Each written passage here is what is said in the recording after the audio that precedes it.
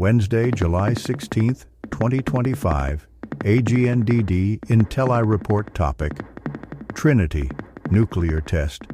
Please pardon any visual and informational inaccuracies in this entirely AI-generated Wikipedia-sourced video article.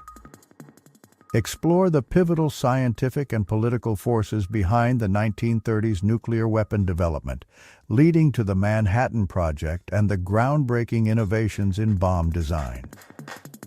The development of nuclear weapons in the 1930s was driven by scientific discoveries about nuclear fission and political concerns over fascist regimes, particularly Nazi Germany. This led to the Manhattan Project, initiated by the U.S. Army in 1942 under Brigadier General Leslie Groves and physicist J. Robert Oppenheimer. The project focused on creating bombs using uranium-235 and plutonium-239. Initial designs faced challenges, particularly with plutonium's properties, leading to the development of an implosion design using explosive lenses. This complex design required extensive research and experimentation, culminating in the successful creation of nuclear weapons used in World War II. In early 1944, discussions at Los Alamos led to the proposal of testing an implosion device. Oppenheimer sought approval from Groves, who was concerned about the potential loss of expensive plutonium. Norman Ramsey was tasked with finding a recovery method, suggesting a small-scale test with limited chain reactions in a sealed vessel. However, Oppenheimer insisted on a full-scale test to ensure accurate data. By March 1944, Groves tentatively approved a full-scale test in a containment vessel, despite concerns about explaining the potential loss of valuable plutonium if the test failed. The code name Trinity for the test is believed to have been suggested by Oppenheimer, possibly inspired by the poetry of John Donne, which references the Christian Trinity. In a 1962 correspondence with Groves, Oppenheimer acknowledged suggesting the name but was unclear about the exact reason. He mentioned being influenced by Donne's poetry, particularly a line about death and resurrection, and another poem that begins with "Batter my heart, three-personed God," which directly references the Trinity. This connection to Donne's work reflects Oppenheimer's appreciation for the poet's themes and language. In March 1944, Kenneth Bainbridge, a Harvard physics professor, led the planning for a test under explosives expert George Kistiakowsky, forming the E9 group. Stanley Kershaw handled safety, Captain Samuel P. Davalos oversaw construction, and First Lieutenant Harold C. Bush commanded the Trinity base camp. Consultants included scientists William Penny, Victor Weisskopf, and Philip Moon. The project was divided into 7 subgroups: TR1, services; TR2, shock and blast; TR3, measurements; TR4, meteorology; TR5, spectrographic and photographic; TR6, airborne measurements; and TR7, medical. In August 1944, the E9 group was renamed the X2 group. The Trinity test site was selected for its isolation and flat terrain to minimize blast effects and radioactive fallout. Located at the northern end of the Alamogordo bombing range in New Mexico, it was chosen despite being within 150 miles of 500,000 people. The site included the McDonald Ranch House, used for testing bomb components. Facilities were built to accommodate 250 personnel, expanding to 425 by the test weekend. Security was managed by Lieutenant Bush's MP unit, and logistics included hauling in drinkable water and fuel. The site faced challenges like harsh conditions and accidental bombings. The containment vessel Jumbo was designed by Robert W. Henderson and Roy W. Carlson to recover plutonium if an atomic bomb test failed. Initially, a large steel sphere was planned, but Carlson's cylindrical design was easier to manufacture. Jumbo, built by Babcock and Wilcox, was the heaviest item shipped by rail at the time. Despite its completion, it wasn't used in the test due to potential interference with data collection. Instead, it was placed near the explosion site and survived. Later, it was destroyed by the Army, and its remains are at the Trinity site.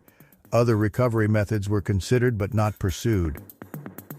A rehearsal for the Trinity test was conducted to verify plans and procedures and test instrumentation.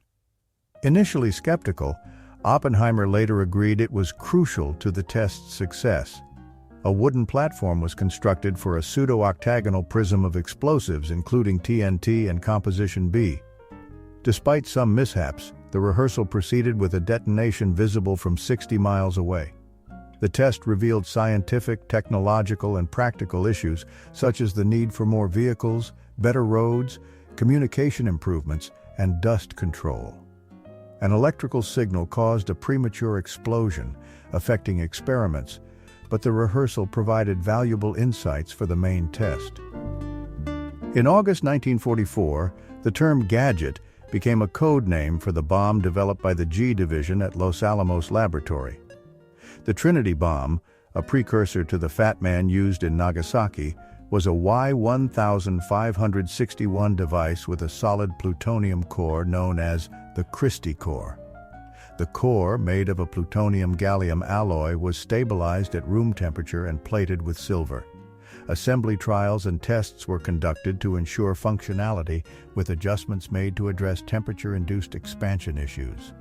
The bomb was detonated atop a 100-foot tower to minimize fallout and understand its aerial impact. In preparation for the Trinity test, 250 personnel from Los Alamos and 125 men under Lieutenant Bush worked at the site, with 160 men ready to evacuate civilians if necessary.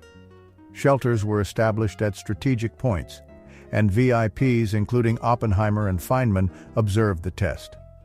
Safety measures included placing photographic film in nearby towns and seismographs in distant locations.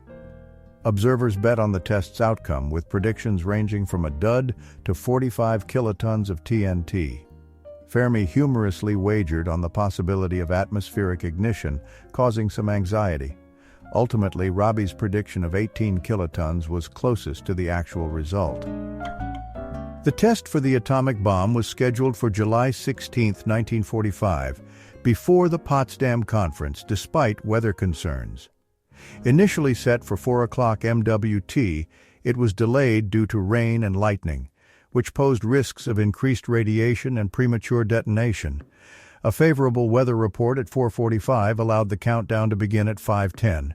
The bomb exploded at 5 hours 29 minutes and 21 seconds MWT with a yield of 24.8 kilotons, creating a crater and turning sand into trinitite. The explosion was intensely bright, with colors shifting from purple to white, and the shock wave was felt over 100 miles away. Observers were amazed by the light and heat. Theoretical predictions for the Trinity bomb's yield ranged from 5 to 10 kilotons of TNT, but radiochemical analysis showed it was around 18.6 kilotons. Various methods, including piezoelectric gauges and aluminum diaphragm box gauges, were used to measure the blast, estimating around 9.9 kilotons. Fermi's experiment suggested a yield of 10 kilotons. Despite many sensors being destroyed, enough data was collected to measure gamma rays. Cameras captured detailed images, including the only well-exposed color photograph. Official estimates put the total yield at 21 kilotons, with a 2021 reanalysis suggesting 24.8 kilotons. The Trinity test's explosion was visible from Amarillo, Texas, prompting the 2nd Air Force to release a pre-prepared cover story describing it as an accidental ammunition magazine explosion at Alamogordo Army Air Base. This statement, crafted by Lawrence, aimed to downplay the event, suggesting minimal damage and no casualties. Lawrence had prepared multiple press releases for various outcomes, including catastrophic scenarios. Despite the blast's visibility across New Mexico, East Coast newspapers ignored it, and locals accepted the cover story. Details of the test were later revealed in the Smith Report after the Hiroshima bombing, including iconic images of the Trinity fireball. The test results of the first atomic bomb were communicated to Secretary of War Henry L. Stimson at the Potsdam Conference via a coded message. The message indicated a successful test with results exceeding expectations, visible and audible from great distances. A follow-up message confirmed the bomb's power, with the explosion visible 250 miles away and audible 50 miles away. A detailed report arrived on July 21, describing the test's success, and its yield of 20 kilotons. The news significantly boosted President Truman's confidence, influencing his interactions with Soviet leaders and observed by Winston Churchill. Film badges showed minimal radiation exposure at N10-000, but the site was evacuated before a radioactive cloud arrived. The explosion was efficient, with limited fallout due to a thermal updraft. However, only 1.4 kilograms of plutonium was fissioned, leaving 4.5 kilograms as fallout. The crater was unexpectedly radioactive, exposing tank crews significantly.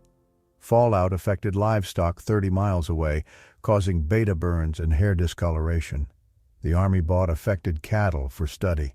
A 2020 dose reconstruction identified 5 New Mexico counties with high contamination, but residents weren't included in the 1990 Radiation Exposure Compensation Act. Efforts to include them continued in 2024. Kodak discovered film contamination from U.S. nuclear tests, leading to protective measures for future tests. The Trinity site, where the first atomic bomb was tested in 1945, became a National Historic Landmark in 1965 and was listed on the National Register of Historic Places in 1966. Visitors can explore Ground Zero and the McDonald Ranch House, where the bomb's plutonium core was assembled. Despite residual radiation being higher than normal, a 1-hour visit exposes visitors to only half the daily radiation an average U.S. adult receives. The site, marked by a lava rock obelisk, opens to the public twice a year, drawing thousands, including 5,000 visitors for the 50th anniversary in 1995. The Trinity test has been depicted in various media, including documentaries and dramatizations. Notable portrayals include the 1946 documentary Atomic Power, the 1947 docudrama The Beginning or the End, and the 1980 miniseries Oppenheimer. The 1981 documentary The Day After Trinity focused on the test's events, while the 1989 film Fat Man and Little Boy also featured it. Documentaries Trinity and Beyond, 1995, and The Bomb, 2015, explored the test further. The 2017 series Twin Peaks included a fantastical depiction. Christopher Nolan's 2023 film Oppenheimer highlighted the test using practical effects, reigniting interest in previous portrayals. The successful Trinity test in July 1945 confirmed the implosion design's viability, marking a pivotal moment in history and forever altering global military and political landscapes. Thank you for watching this AGNDD intelliReport, dear viewers. Please like, subscribe, and click the bell button to get notified during new uploads. And make sure to tune in next time. Stay safe and healthy. Cheers.